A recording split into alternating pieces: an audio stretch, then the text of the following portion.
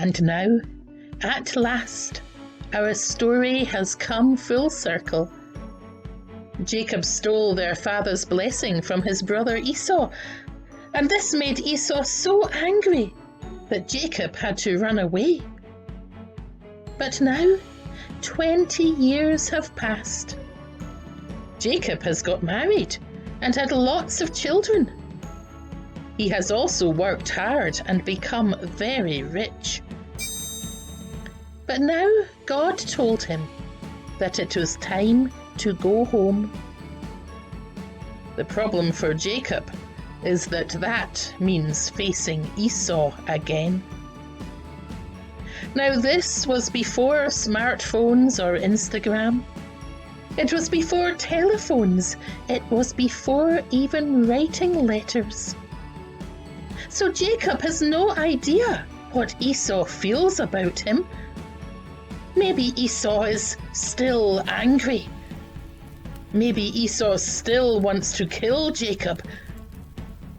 When he thought about seeing Esau again, Jacob was very scared. Anyway, Jacob packs all his bags and loads his wives and children onto the camels, and with all his cows and goats and donkeys and sheep, he sets out for home. But he sent a servant ahead of him with a message for Esau. The message was, "I have been staying all this time with Uncle Laban. I'm rich now, and I hope you can forgive me." Then the servant came back. "I gave Esau your message," he said, "and he's coming now with 400 men. Well, Jacob was terrified, not just for himself, but for his wives and children. Would Esau really kill them all? So he prayed hard to God to save them. "You promised to look after me, God," he said. "You promised to look after my children. God, please save me." And that's when God came to Jacob, and they wrestled all night. The next day, Jacob decided that the best thing he could do was give Esau a present. So he sent his servants to Esau with goats and sheep and camels and cows and donkeys. But would it work? Would presents save him? Suddenly, Jacob looked up, and there was Esau coming with his 400 men. Jacob ran ahead of his wives and children and bowed down to Esau, bowed right down to the ground.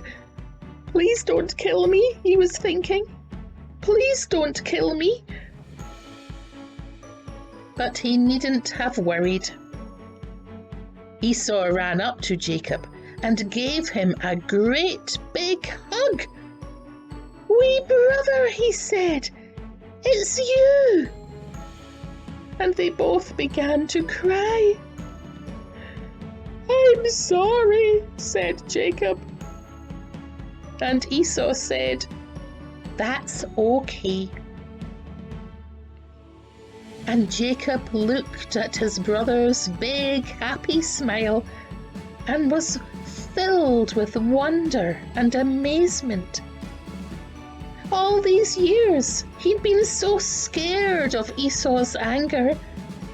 But here was Esau forgiving him.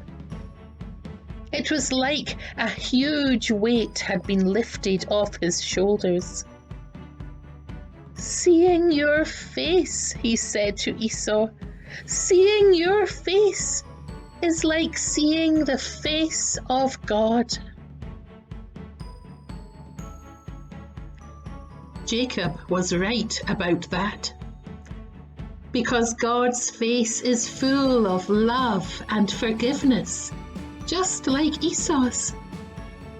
No matter what we do, when we say sorry to God, God forgives us.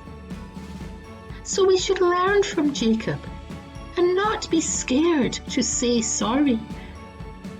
And we should learn from Esau and not hold a grudge, but forgive our brothers and our sisters and our friends whenever they say sorry to us.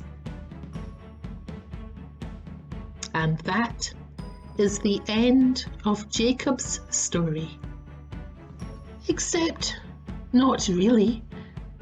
Jacob has more adventures still to come, more joy and more sadness, and more learning about God. Though the story moves on now to his children, especially his favourite son Joseph and his many-coloured coat.